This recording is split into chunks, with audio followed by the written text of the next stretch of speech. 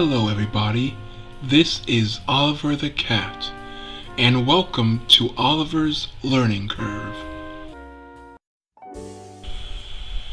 Hello little kitties! It's learning time! Today I am going to teach you about numbers. Numbers are used to count, measure and label people, objects, or things. Numbers are all around us.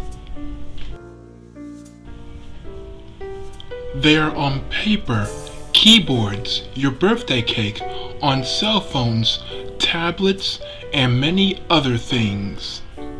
Okay, little kitties, please count with me. 1, 2, 3, 4, 5, 6, 7, 8, 9, 10. Let's count again.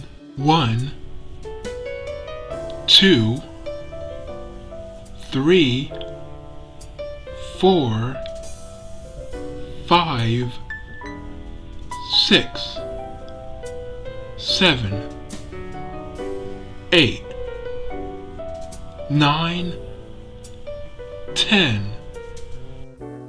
I hope you enjoyed learning with me, my little kitties. Until next time, this is Oliver the Cat saying meow.